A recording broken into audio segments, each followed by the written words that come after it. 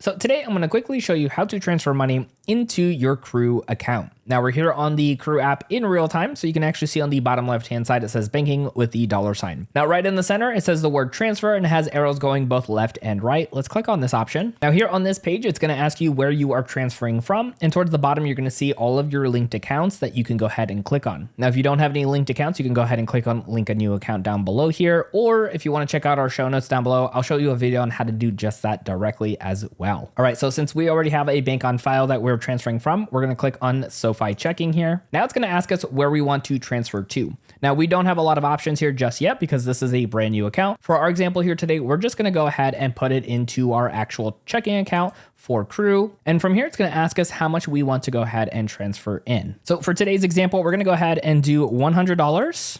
And then it's going to ask if we'd like to leave a memo. This is just to help with any reminders if we needed to. And from here, we're going to click on review.